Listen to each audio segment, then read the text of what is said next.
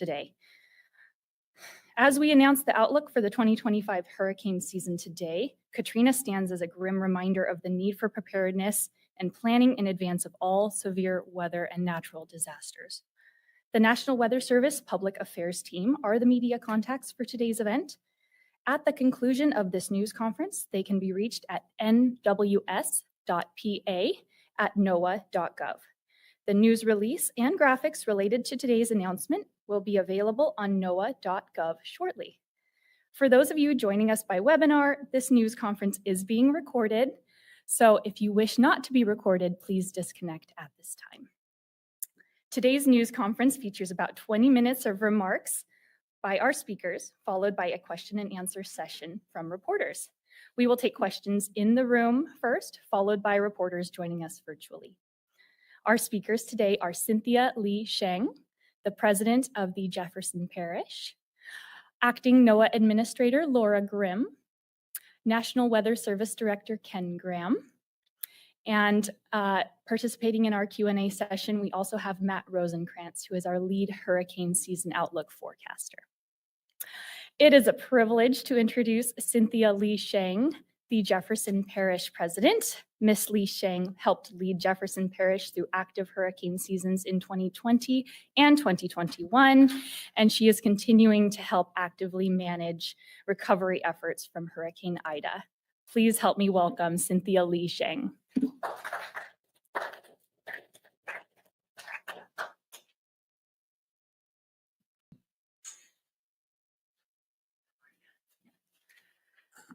Good morning, and thank you for being here. I'm Cynthia Lee Sheng, president of Jefferson Parish, Louisiana, and on behalf of our parish, I want to welcome you to our Emergency Operations Center. We're excited to host our partners at the National Oceanic and Atmospheric Administration and the National Weather Service. Those of us who have lived in hurricane-prone areas know that NOAA's outlook is highly anticipated every year. This forecast is the framework that provides us with a first look at what we can expect, and in a way signals the start of storm season. Here in Jefferson Parish, Louisiana, we are prepared, but while government plays a vital role, it is every citizen's responsibility to be prepared for a disaster. Preparing for a hurricane is a whole community effort, and residents and business owners are urged to do their part now by having a plan in place. The best way to thrive during a disaster is by making critical decisions beforehand. A community that is more informed and prepared will have a greater opportunity to rebound quickly from weather and climate-related events. I'd like to thank our emergency management team and all of our Jefferson Parish employees who work collectively year-round to prepare for, respond to, and recover from hurricanes. We opened this state-of-the-art Emergency Operations Center in 2011, a concrete reminder of the unified response that emerged in the aftermath of Hurricane Katrina's devastation almost 20 years ago. When Katrina barreled into the Gulf Coast in August 2005, it resulted in more than 1,800 deaths and $125 billion in damages. It also forever altered the course of state and federal disaster policy and triggered significant changes in emergency preparedness at all levels. As we mark the 20th anniversary of Hurricane Katrina and prepare for this year's hurricane season, it's important to acknowledge that our region is much better off today than we were then. In the aftermath of Hurricane Katrina, the federal government invested over $14 billion in one of the largest public works projects in history. Levees, flood walls, pumping stations, and canal closing structures were built to reduce the risk of flooding and storm surge. The state of Louisiana invested in major coastal projects for hurricane risk reduction. And our local citizens paid for major drainage upgrades, pumping stations, safe houses throughout our entire parish. In 2021, Hurricane Ida put our system to the test, and our system withstood the challenge. Due to mitigation efforts, our region did not experience the widespread flooding seen after Hurricane Katrina. It's estimated that $13 is saved for every $1 spent on mitigation efforts. Hurricane Katrina also changed the face of disaster recovery. Key agencies have learned to work together to provide assistance, coordinate efforts, and ensure efficient response. In the years since Hurricane Katrina, we have strengthened our building codes, ratified several dozen pre-placed emergency contracts that get activated during a disaster, and continuously engage in emergency response training and tabletop exercises with our staff. For instance, just this week, we held our annual public-assisted evacuation exercise to test how we would evacuate our most vulnerable residents ahead of a hurricane, with personnel from 19 different local and state departments who will all have a role in helping our most vulnerable citizens get out of harm's way. We have learned now that when disaster strikes, everyone has a role in building back our community. And we know local and state governments like ours are doing the same things all around the country to lessen the impacts of the increasing hazards we face: rapid intensification of storms, stronger winds, more flooding. And every storm teaches us a different lesson. I want to thank our many partners at the local, state, and national level for working alongside us to stay prepared. Together, we will remain a thriving, resilient community even after disaster strikes. At this time, I'd like to turn it over to Acting NOAA Administrator Laura Graham. Thank you very much.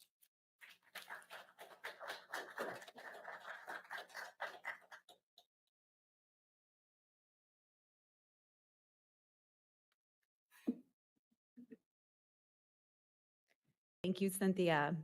And thanks for everyone being here today. Good morning. I was able to walk around and meet some of your employees, and they are just top notch and really speak highly of you. So it's an honor to be here. Thank you for hosting us. It's a pleasure to be here to talk about this important announcement about NOAA's 2025 Atlantic Hurricane Season Outlook. The United States is fortunate to have the world's best scientists, computer and modeling experts, and meteorologists at NOAA, who provide us with accurate forecasts of tropical storms. These experts are constantly learning from current and past weather events, such as Hurricane Katrina, which made landfall nearly 20 years ago this summer, just 50 miles where we stand here today in Gretna, Louisiana. NOAA has chosen to be here for our outlook today because at the Emergency Operations Center in Jefferson Parish to commemorate the 20 years since one of the worst natural disasters in U.S. history. In 2024, inland flooding was one of the most destructive forces during the hurricane season, with rainfall totals from Hurricane Helene exceeding 30 inches in communities located hundreds of miles from the coast.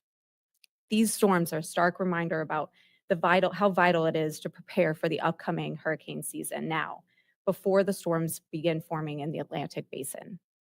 The Hurricane Outlook is just one preparedness tool that citizens, forecasters, and decision makers use to get ready for what lies ahead. The 2024 Hurricane Season Outlook that was issued in May last year was right on the money.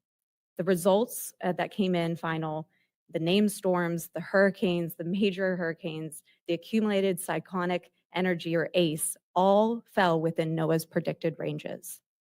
With that in mind, I want to recognize the incredible work and the dedication of the experts at the National Weather Service involved in both preparing this year's outlook and supporting the service operations day in and day out.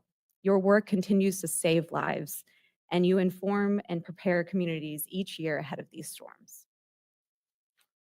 As we approach the official start of the Atlantic hurricane season on June 1st, NOAA and the National Weather Service stand ready to serve the nation during and after and before the storms. Our vital role ensures public safety, it enhances national security, and promotes a robust American economy. That role includes NOAA's work in providing life-saving forecasts that ensure that people that are in harm's way will be given critical time to heed warnings.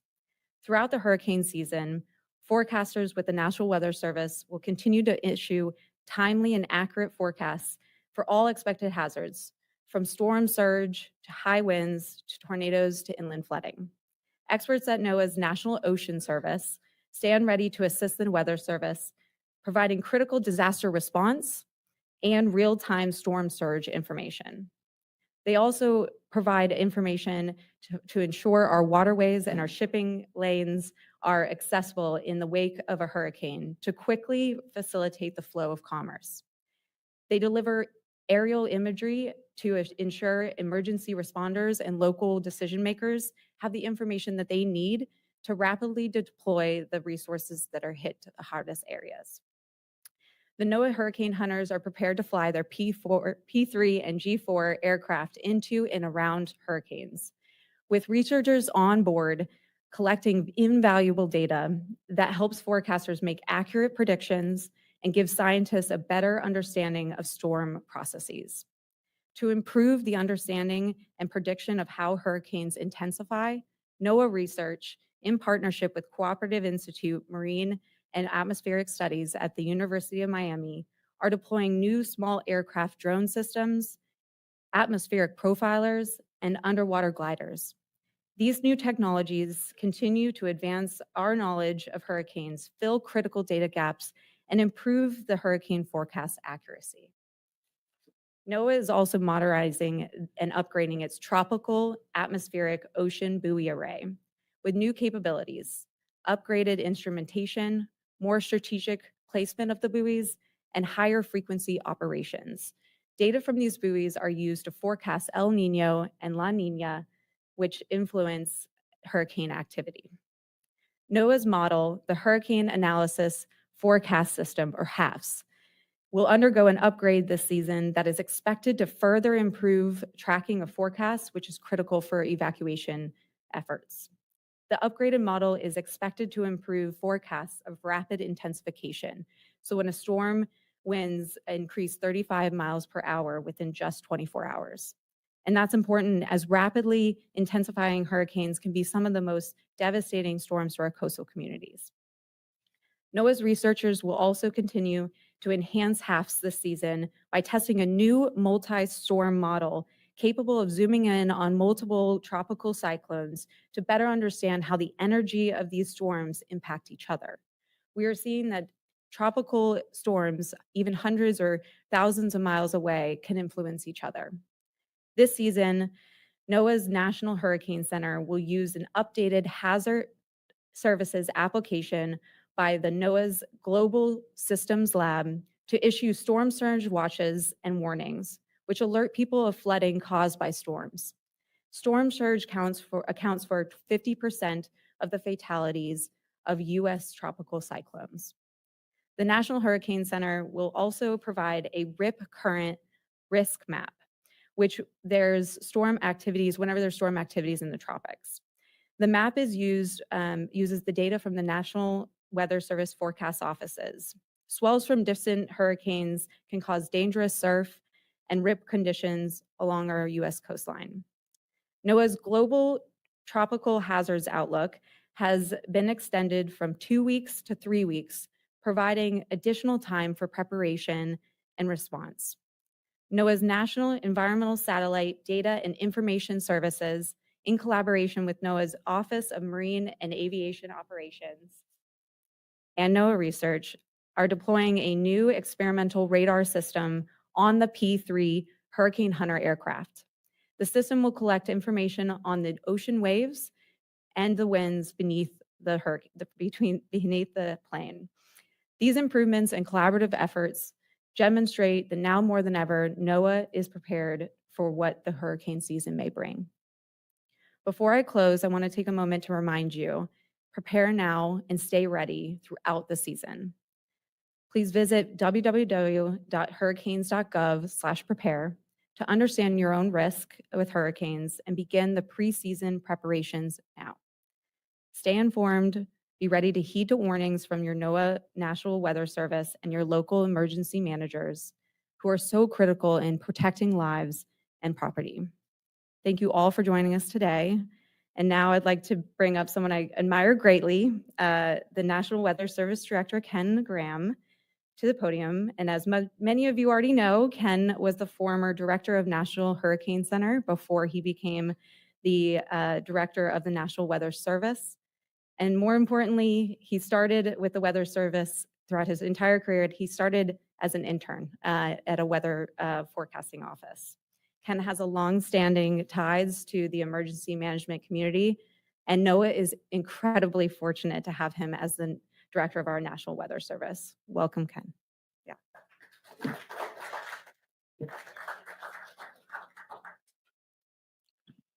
All right, thank you, Laura. That was incredible introduction. I appreciate that. Thanks for those remarks. Those are great remarks from Laura, our acting at NOAA, and appreciate it. And just wanted to thank Laura also separately just for your support, because I can tell you supporting us at the Weather Service is important to communities and saving lives. And Laura's been on our side and really helping us out. So it's just really appreciated. And Matt Rosencrantz right there. I just want to be clear. I always do this. He's the brains behind all this. The guy right here. So the whole forecast, everything, he's the one that does it. And every time I call him out, he says it's a whole team. So to you and your whole team, thank you just so much for all this. We have a couple other people that Mike Steele is in the room right there. He's from the Governor's Office of Homeland Security. So Mike, thank you for being here. And Mike Buchanan, the meteorologist in charge at the National Weather Service here. So just happy to have you here, Mike. So for Madam President, thanks for those remarks as well. It was wonderful. And Joe, Director Valiente, look, we go way back. We've had a few storms together over the years. So just appreciate all your service to the parish and beyond. Jefferson Parish is a model for all. I would think so. Jefferson Parish really is a model for the state and the country. So just appreciate all that. So look, it's great to be home. It's great to be home here in Louisiana. We landed. I just felt it. I just felt it right away.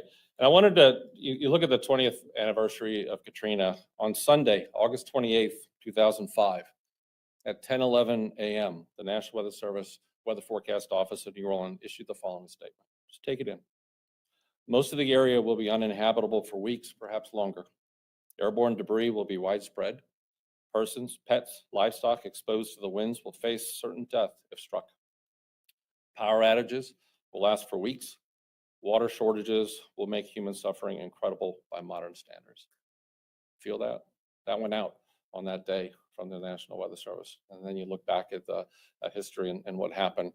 That was such an ominous call to action issued by the office 20 years ago this summer. Shortly after the product was issued, the city of New Orleans issued the first mandatory evacuation for the city. And I remember being at the Slidell office. We siphoned diesel fuel into ambulances trying to make their way to Shreveport. Trying to get diesel fuel into the ambulances. We were also helping our own employees, the Weather Service employees, no employees. We work in these communities. So we're part of these communities when they get hit. And we helped our own get through that whole thing. And many of our employees lost their homes. We had 2 employees lost members of their family. So it's interesting to, for NOAA in all these communities, that's our strength being everywhere in these communities. Look, we've been busy since then. I mean, think about the modeling. Laura mentioned the incredible HAFS model. The modeling has never been better. Our service has never been better. Our ability to serve this country has never been better, and it will be this season as well. Just amazing. So since this devastation and Katrina, knowing the Weather Service, we've made incredible strides. I mean, you just look at how far we've come, the lead times, the accuracy, hurricane forecasting, as well as storm surge watches and warnings. All that's taken place since Katrina. We've really got better at focusing on the actual hazards themselves. Saffir-Simpson, remember, wind scale is wind. So we've separated storm surge out of that. We've separated flooding out of that. We've separated tornadoes out of that. We've separated the hazards out of that Saffir-Simpson scale with a precision that's unprecedented. Half of fatalities back then were because of storm surge, and we've reduced that. We've done an incredible amount of work to get the watches and warnings for storm surge and being able to highlight that to reduce that number. Here's a few stats. Go back, think about this. 2005, our models had an average day 5 track error about 460 miles. Today it's 200. Think about that. 5 days out, 460 miles, that's your forecast. We've narrowed that down to 5 days to 200 miles. Incredible. 2020, 5-day forecast is accurate as a 3-day forecast in 2005. It's a game changer for emergency management, game changer for this country. What does it mean? Well, 30, 40, 50 miles makes a difference in an evacuation. The go, no-go evacuation, a city like New Orleans, Houston, Miami, that forecast makes a difference. And if you don't have to evacuate, you don't want to. People lose their lives in evacuations. We save a lot of lives, but people actually lose their lives in evacuations. So these decisions are not to be taken lightly. And it's not about that category. You all remember how many times I've said that. It's not about the category. Only 1 mile an hour separates the different categories. That's it. People get fixated. Oh, it's a Cat 4 now. That was a 1 mile an hour change. So you got to focus on the impacts. So just urging citizens, especially on the coast and inland, to think about that. It's all about the impacts when we do these. Rapid intensification is a big topic. In other words, we're getting better. I mean, I look back 15 years ago, I always said, well, we're getting better with track, but I don't know, intensity, we're having a struggle with it. We're getting better with intensity. The HAFS model, other models are really getting a handle on this intensity thing. So you really think about how we're doing that. And HFIP, I mean, you think about the Hurricane Forecast Improvement Project, what an incredible advance that has been. And really look at the last 10 years, we've actually been able to make the track intensity as much as 40 to 45% better in the last decade. It's absolutely incredible. The HFIP program, think about the research to operations that we've had across NOAA. It's a whole NOAA effort. It's amazing. The whole NOAA family comes together with these things, and the amount of damage and loss of life that's been prevented because of HFIP is staggering. University of Miami came up with a study and calculated the improvements from 2007 to 2020 led to a cost avoidance of $60 billion. That's NOAA at work. That's NOAA at work right there. And we saw the forecast improvements firsthand in 2024. And the skill was better than ever. It was amazing to watch 2024. Helene was forecast to be a major hurricane. Take this, before it was even a depression. It was a bunch of clouds, a couple thunderstorms. And we were able to have the confidence, the modeling, confidence in our products to be able to say, we're going to issue a cone. We're going to put out the products. We're going to do that based on a clump of clouds. The National Hurricane Center was really aggressive doing that. And we were right on the money. And it saved a lot of lives. Milton, using HAFS, NOAA was able to look at the whole next generation of forecast modeling, predicted the rapid intensification better than any other model 2 to 3 days in advance. And it was something to watch that rapid intensification with Milton. 4 days notice that it would make landfall in Florida. It makes a difference to give emergency managers that kind of notice. And we're going to continue to make this progress. We've got more updates, as Laura said, more updates to the HAFS model, warnings and forecasts. We're going to be better services than ever. And we got a few things up our sleeve. HAVS is going to be improved. We got improvements already happened. We're going to do more improvements this summer. Track and intensity forecasts are going to be better than ever. And the potential tropical cyclone product from the Hurricane Center is an amazing product. It basically allows us to issue a cone, watches and warnings before the storm even develops. And we're going to expand it from 48 hours up to 72 hours this year. If we can give people a heads up, we're going to do it, right? So up to 72 hours, we'll be able to give that information.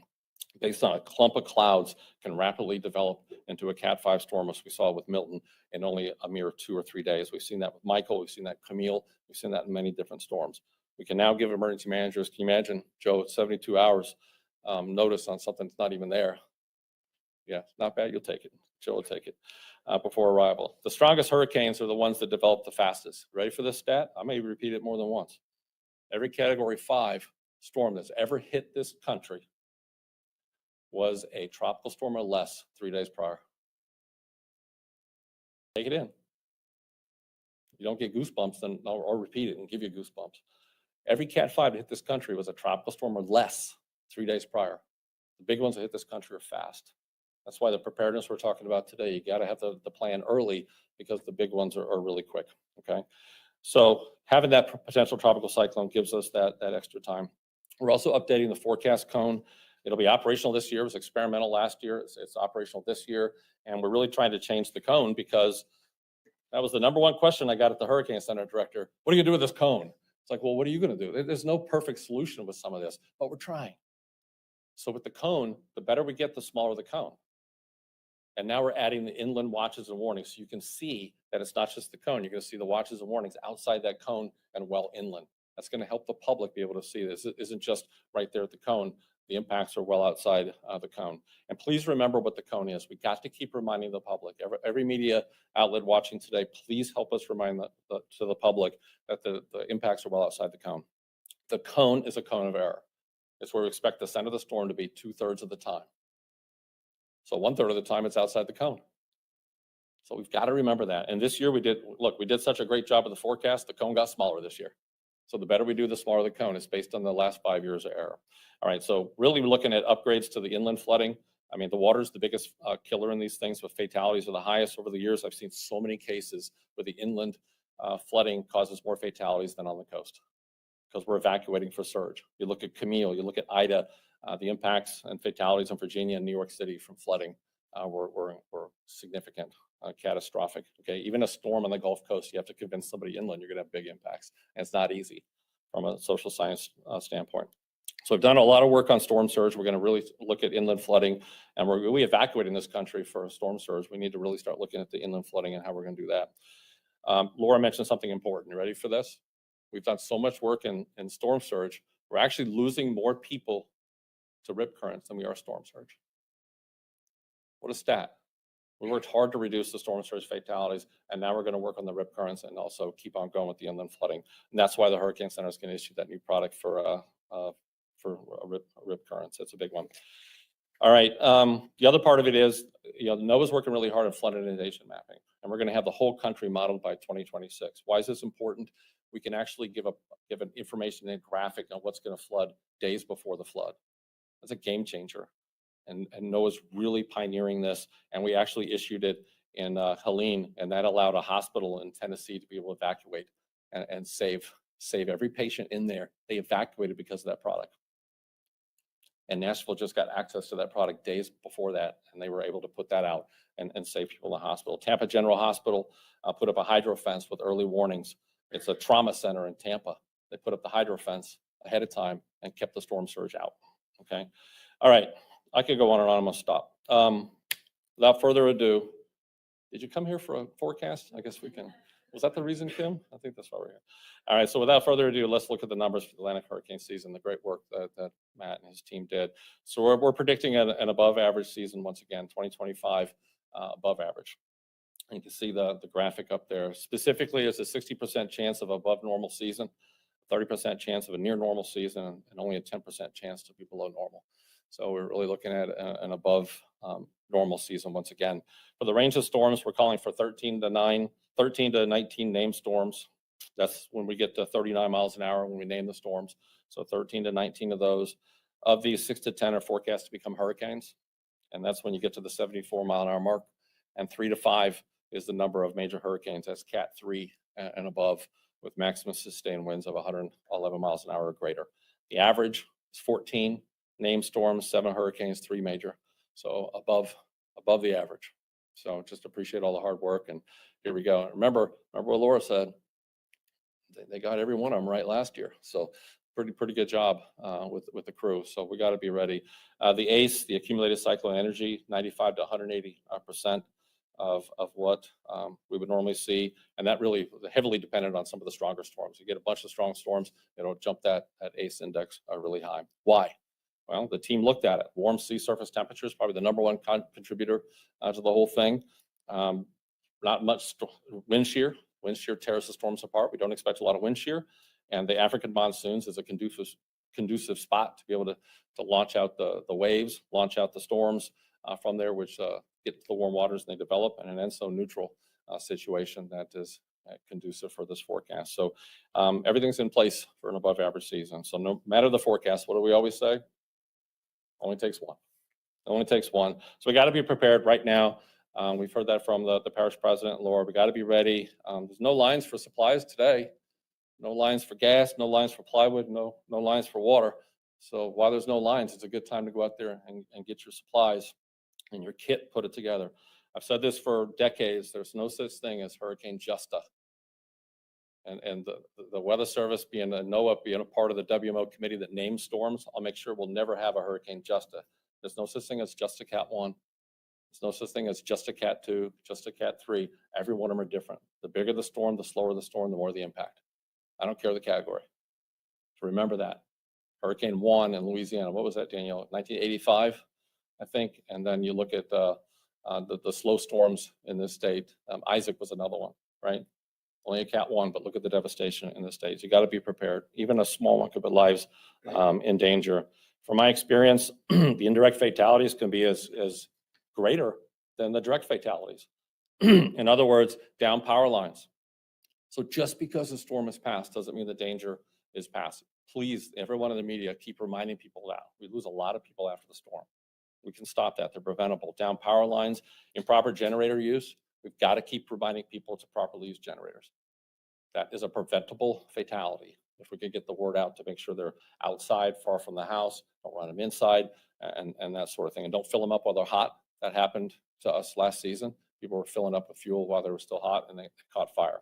Okay, the heat and critters, Louisiana, I remember a lot of storms here. What do you got after the storm? Why am I asking questions? It's like snakes, gators, fire ant mounds. I've seen them all here. The dangers after the fact are significant. Last year, I got to fly into a hurricane for the first time. I flew into Helene with the hurricane hunters, and I had a whole new appreciation of the storm as we got pushed up about 1,000 feet in a matter of seconds. It was something to see. So big shout out to the hurricane hunters. And Laura mentioned the planes that they're ready to go. The hurricane hunters at NOAA and the Air Force, 53rd Reconnaissance, they're ready to go. And they're heroes, by the way, just flying with them. They go towards the storm to get us away, right? Absolute heroes in these things. All right, so get the latest information, and I'm gonna wrap this up. Make sure to get the latest forecast, please. It changes. So, and social science tells us that people latch onto that first forecast. It's called anchoring. So we got to remind people, keep updating your forecast. Keep looking for the latest information, weather radio, wireless alerts, hurricanes.gov, listo.gov, para obtener información sobre el hurricane, como prepararse. Go to listo.gov for Spanish information, and everyone should prepare as they're going to get hit. So I'm going to end this with, we're ready. We're ready for this. I need everyone in the country to be ready as well. We're equipped with the best forecast models than we've ever had. We got great support, which is really appreciated. And we continue to get support from NOAA and the Department of Commerce. And we'll continue to improve our services to make sure this country is absolutely prepared. So we're ready here at NOAA. Are you? All right, Kim, back to you.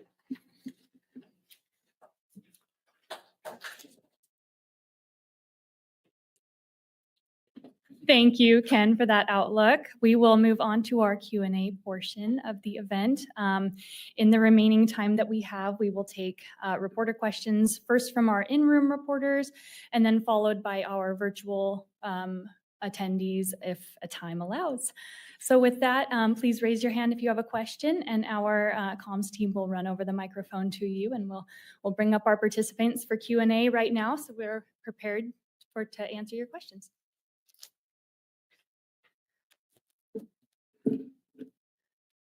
Yes, go ahead.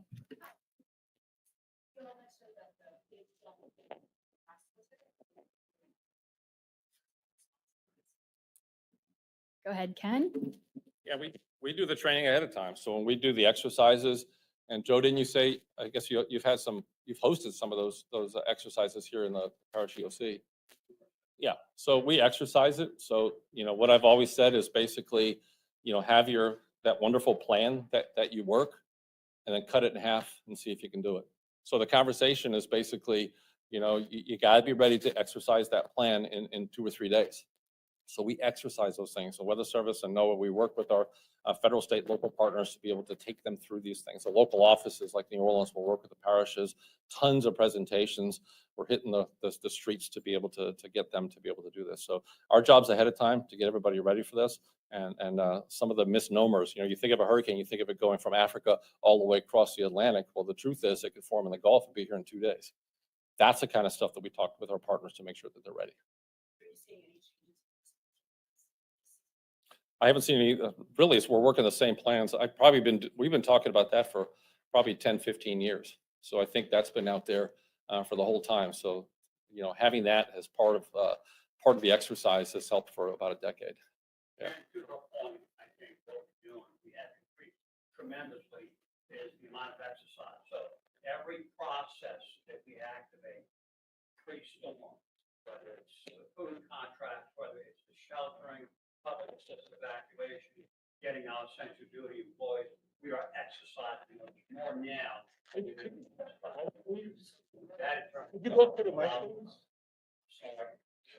That in turn allows us to be better prepared before the storm hits, and that enhances our ability to effect a better recovery and a quicker recovery. And if you could let me know who your question is directed to so we can bring them up, that would be great. Yes, sir.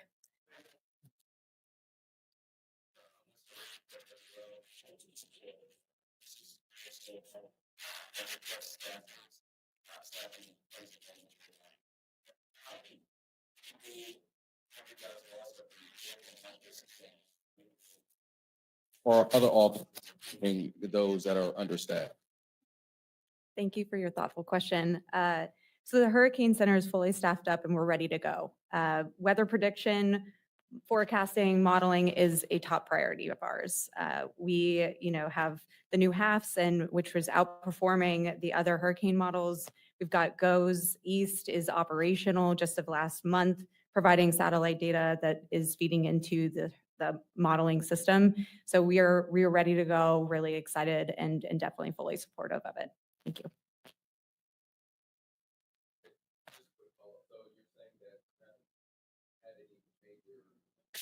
The Miami office? I'm going to direct any, very specific questions to our public affairs team, just to make sure that the focus of this is on the hurricane outlook. Thank you so much.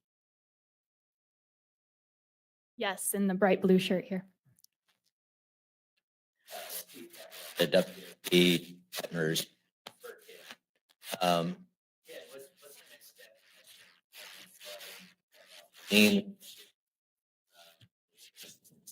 Addressing that issue. Yeah, I think, as you know, talking over the years and, contemplating some of the social science part of it, we've got to convince people of that danger, right? When you live, 500 miles inland and you really don't think that you could be impacted like that, right? So it's hard for people to understand what has never happened before.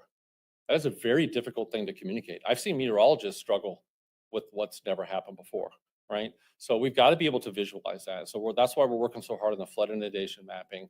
We've got to be able to think about how to visualize it and have new tools to be able to say, hey, and they're not easy to get to them, right? How do you get that graphic to them? It's hard.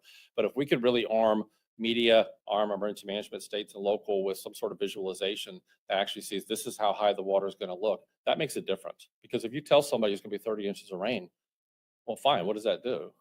I don't, right? I'm going to say, well, I don't really know what 30 inches of rain is going to do to me, type of thing. That's what we got to figure out how to communicate. What that's going to do is going to do this to that river, it's going to do this to that stream. This is what it's going to do to your house. So I'm excited to be able to have that flood inundation mapping across the country. I think that'll happen, if you could get that out, Steve, 2-3 days ahead of time, we might be able to evacuate better in some of those areas. That's what we got to do. We got to be able to visualize it to convince people they're in danger. Yeah. Yes, Navy blue jacket. Hey, Laura, this is Judson Jones from the New York Times. I know there's not much you can say, but people are concerned about the fact that the cuts have affected the local offices, right? Even along the Hurricane Center, and there are plans in place to move people around and fix it.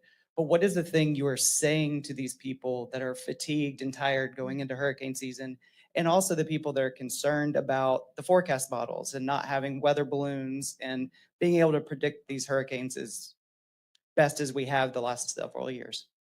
Thank you so much for being here in person. Yes. I'll just reiterate that we really are so proud of our team. So in communication, we are proud. The amount of forecasting that happens and how accurate they are with that is incredible to see in action. And just to say that, it is our top priority. Weather prediction, modeling, and protecting human lives and property is our top priority. So we are, are fully staffed at the Hurricane Center, and we definitely are ready to go. And we are really making this a top priority for this administration, for NOAA, for the Department of Commerce. So we are very supportive of our national weather staff. Thank you. Yes. Question for President Lee Sheng and then also Mr. Graham. President Sheng, how concerned are you with the changing dynamics in FEMA and how that could affect response for locals here in the parish? And then Mr. Graham, dovetailing off the questions about the resources, there's been a lot of talk about the shuffling within the National Weather Service. How concerned are you that these movements and whether you're going to be properly staffed for the locals in the field offices around the country? Well, I'll say that we're always concerned no matter what's going on coming into hurricane season. What's still searing in my mind from what you said, which is frightening for anyone in my position, is that a Category 5 hurricane, every Category 5 hurricane is developed within 3 days was a tropical storm or less.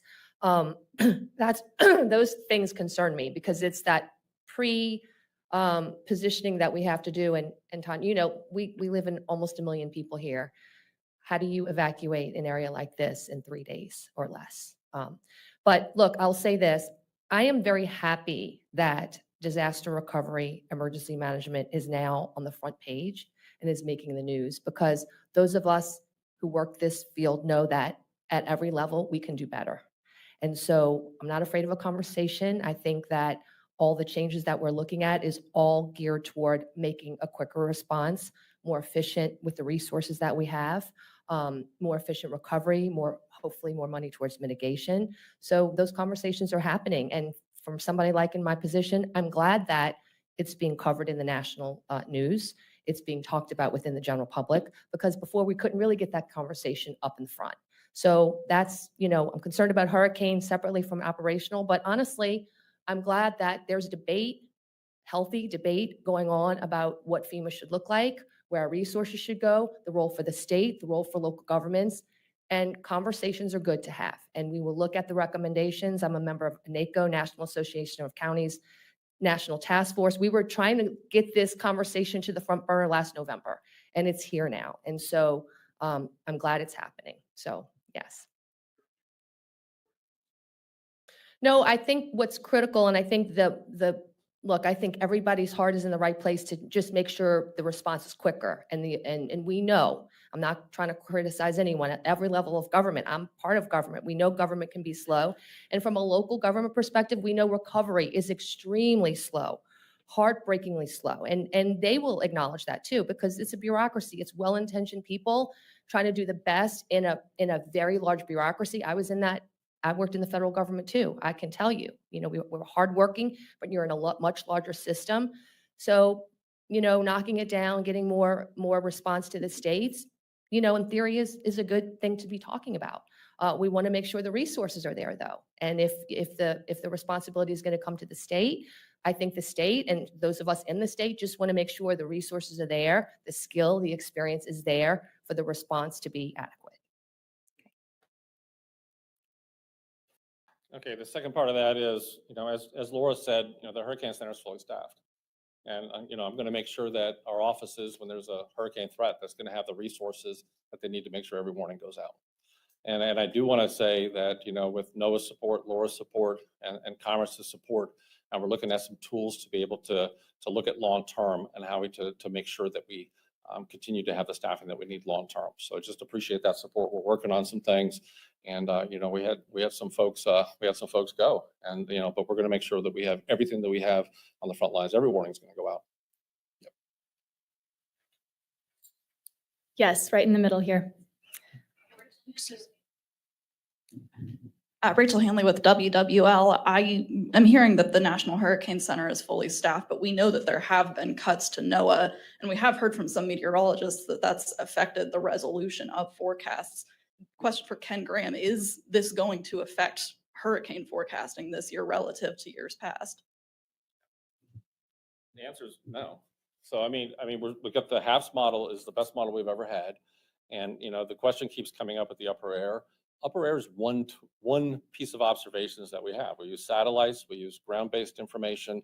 We're actually going to work with industry. We're looking at different type of balloon technology that able to not just go up and back to get the balloon information, but there's some private companies that are actually longer term type of balloons that get soundings along the way. So we're looking at supplemental information, working with them. So, the balloons are just one piece of the information, but the models are as good as they've been. We're going to continue to improve those. I'm excited about HAFS to see how it does this year. And, we're not going backward with HAFS. We're actually going forward and making those improvements. So yeah, we'll be able to make sure that the warnings go out and we have the data that we need. And the hurricane hunters are also ready to go, both at NOAA and the Air Force. That information that we get from the hurricane hunters is crucial for the hurricane forecast. And I've seen anywhere from 10 to 18 to 20% increase in the accuracy of track and also intensity with the data from the P3s and the C-130s and also the G4 at the upper levels. It makes a big difference, and they're going to be ready to go as well. All right, we have a couple questions from our online attendees. Several different iterations of this question, but I'll call out Ken Mahan from the Boston Globe asking about whether our outlook can be specific to certain regions, talking about the possibility of a tropical cyclone impacting a certain region in the country or in a U.S. territory. I'll start it, and Matt's the expert. Look, these outlooks are incredible to give us an overall idea of how busy the season could be. It is not a forecast for landfall. It's important. That forecast does not forecast where storms are going to occur, right? I've seen, you can see sudden shifts or different shifts in the Bermuda High, and all of a sudden all the storms stay offshore, or a shift there can take all the storms in the Gulf. So it's those type of things that could change the entire season basically on impact, right? So that's the biggest thing to get away from this. It's really looking at the overall season, but not really anything for landfall. That's important on that one. I get it right? Good. All right, another question online, a few different iterations of this as well, but Seth Bornstein from the Associated Press would like to know, you mentioned that the primary driver of this particular outlook is the above average temperatures in the Atlantic.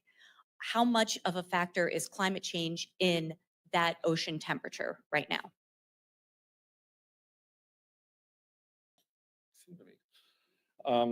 Look, you got, when you have a planet that's warmer, you look at the ocean temperatures could be impacted by that. So yeah, and really the warmer ocean temperatures is really consistent with us being in a more active season, more active period of time, more active era associated with the hurricane activity.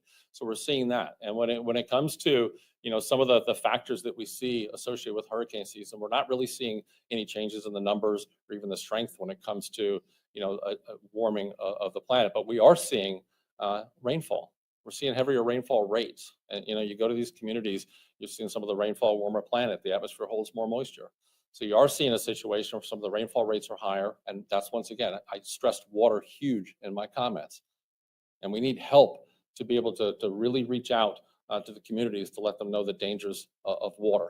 Inland, coastal, the rainfall is heavy year round. We're seeing some of these floods, and we're hearing from more and more communities. It's like, wow, I've lived here my whole life. I've never seen some of these rainfall rates like that. So we are seeing, that's the biggest evidence that we see associated with the tropical seasons, just really looking at that heavy rainfall. We got to be really prepared for that. And you got more people on the coast. A lot more people have moved to the coast. You got the social economic factors associated with moving to the coast, and there's a lot more people in harm's way as well. So there's a lot of different factors that go into that whole thing. So that's it, Eric. Another question from Rebecca Hersher of NPR. She says, I appreciate that Ken shared generator safety tips. Can you share any other specific preparation recommendations for people living in hurricane-prone areas? Getting ready for hurricane season, it's easy to say just have a kit, right? Not everybody has the ability to get a kit. So I think the number one thing to do before hurricane season is know your threat. Are you living on a river or a bayou, since I'm here, right? Does it flood? The rivers and bayous, they flow backward. The water pushes up from storm surge. There's places that you don't normally expect to flood. This water flows backward into these channels and floods people that may not have flooded before. So know your threat. If you're along a river, along a bayou, you know to prepare for that flooding. The other ones, look around your house. Look at the trees.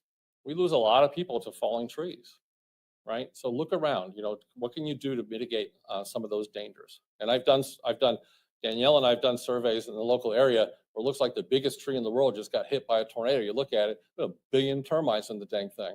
It was ready to fall anyway, right? So these type of things, really look at your threat. Are you on the coast, right? Know your evacuation plan if you're on the coast. The biggest thing also as well is check your insurance. There's deadlines associated when you can get flood insurance. There's deadlines associated with when you can get some of the insurance. So check your insurance plan, make sure you're covered, right? There's different types of insurance depending on where you live, along the coast or inland. The number one thing, depend on your emergency manager. Let me tell you, these emergency managers are some of the most amazing, dedicated people across this whole country to keep people safe. Listen to them. I've seen it 1,000,000 times. The information that the emergency managers are getting and the parish president making the call on evacuations comes from us. It's our forecast. We actually provide impact-based decision support. We're eye to eye with them. So we'll have somebody in the EOC, we'll have somebody doing the briefings several times a day. So everything that they do is based on science, everything that they do is based on what we're doing. So the emergency managers and NOAA and the Weather Service, we're tight, right? So listen to them. The number one thing is just make sure you know where to get information. And here's the last bit of advice. If you don't know what to do, ask. You got the local Weather Service forecast office, you have resources, Red Cross, you got the parishes and counties across this country, if you don't know what to do, ask. It's such a simple thing, right? But a lot of people won't.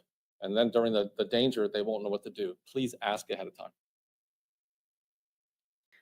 Okay, we are starting to run short on time, so this will be our last question for today. Scott Dance of the Washington Post has a question for Matt Rosenkrantz. How are you factoring in ENSO status into this forecast? Yeah, so the ENSO status, we have a 54% chance of being in an ENSO neutral this year. And that's really going to not tramp down on the signals in the Atlantic where those warm sea surface temperatures are. We do know that during neutral events, you end up with about 2.5 to 3 more named storms than you would during El Nino events. So we're allowing for that. That's what the forecast is for that above normal season, because that ENSO neutral will not get in the way of the favorable conditions that are in the Atlantic as well.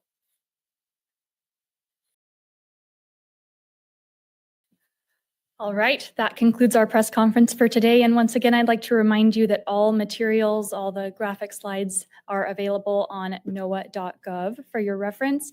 Again, the press team can be reached at nws.pa@noaa.gov. And thank you very much for joining us today. Have a great day.